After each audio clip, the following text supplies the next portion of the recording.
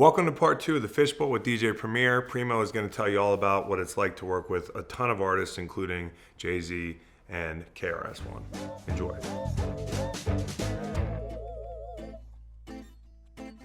Actually, I was talking to somebody recently in the industry, and they said like Chuck Berry he'd show up, didn't matter who was in the band. He'd play with, 100 different people on a tour. He'd say like, "Fuck it, I can show up and I can rock and roll."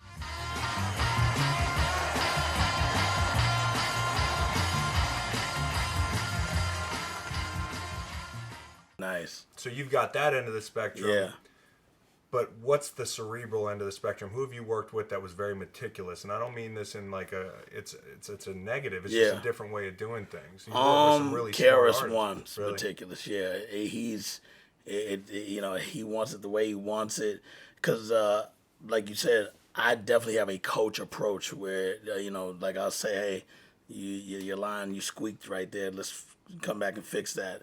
Or you don't sound like you're delivering it right the way your lyrics are written proper, but say it more like this. And like I'm not telling you how to rap, but it's not convincing me as a listener. Yeah, the delivery, and and they'll fix it.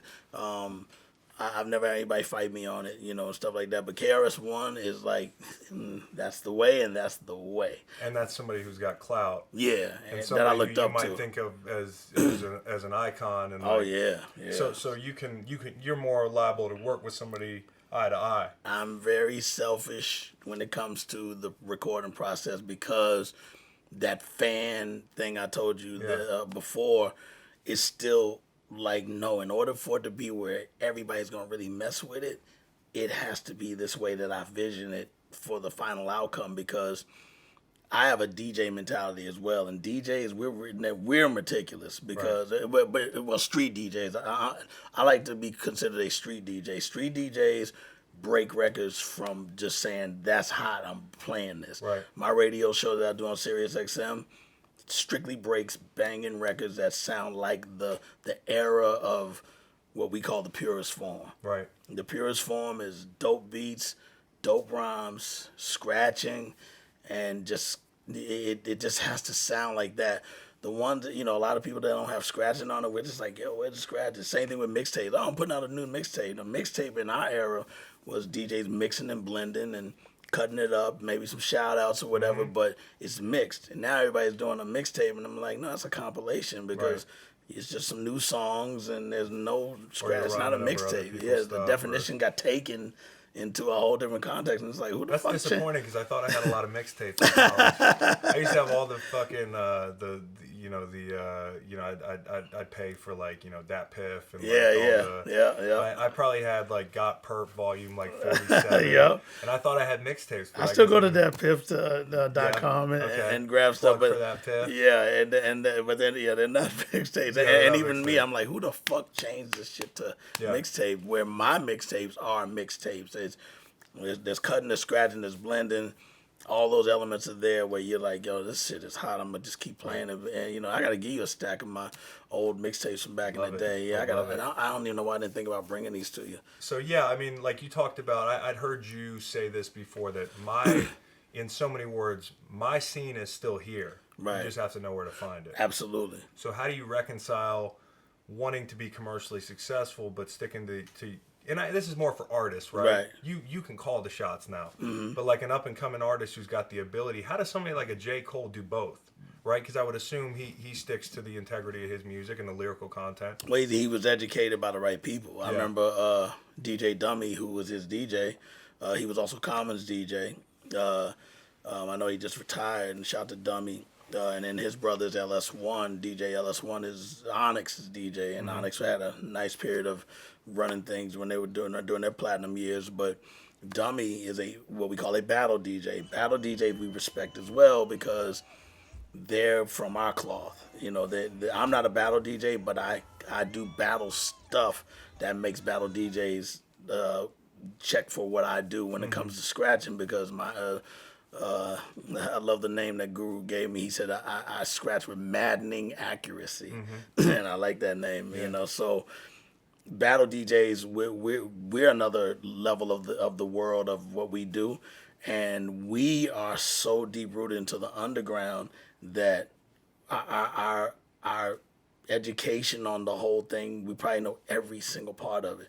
So when he was on tour with J. Cole in his younger years, one day I was on the phone with him for something. Maybe he needed me to send him a song or something like that. I'm like, yeah, how's everything going with Cole? He said, man, good. He said, man, you know what I love about him? He's young, but he said I showed him some videos on the tour bus. He said I showed him Beat Street and Breaking. Mm-hmm. He said the next day when he got on the bus, he goes, yo, Kenny. Kenny is the DJ, known as Double K, and he said he's gonna make it someday on Beat Street. Beat Street. If you know Beat Street, you know the guy that played the manager would always call Kenny, and you got to say it that way, because then it's like, oh, I know you're talking. You already know he's referencing that movie, just like if you do reference something from Sopranos or Casino or Goodfellas, same thing, or even Scarface. Mm-hmm. So he took it and was like, wow, this is amazing. Same thing with Wild Style. So the fact that he's now in love with our era that he missed as a child, he actually appreciates it to where now his level of longevity is going to increase, because those things are very important in the culture of your occupation and your profession. Like when I think of somebody aging well in hip hop, I think of Jay-Z. Right. You know, not to keep bringing him up, but no, he is. But to me, you're correct. Late '80s, you know, he's a totally different dude with the heavy chains, and then in the mid '90s, some of his most iconic hits and favorite albums of mine, at least, were in '96. And then it spans 23 years to 2018 or whenever 444 came out. Yeah, it's lyrically totally different. Yep. How does an artist get that staying power, and how do they adjust their lyrical content, their brand a little bit, and do that responsibly without abandoning who they are? I mean, for using the most simplest terms, it's like he gets it.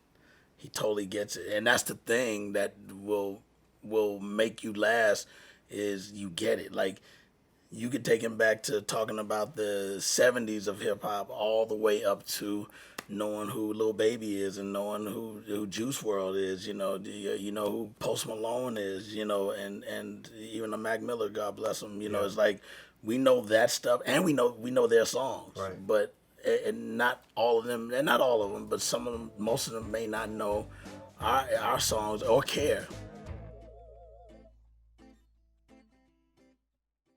Thanks for watching part 2 of The Fishbowl with Primo. Part 3 is one of my personal favorites. He's going to be talking a lot about some of the knockdown, drag-out fights that he had with the other half of Gang Starr, and that's Guru, who, God rest his soul, was one of his best buddies, but left a couple scars on DJ Premier. So he's going to talk about that, and then also he's going to talk about the art of making real hip-hop in 2019, which seems pretty difficult. So subscribe and check out part 3.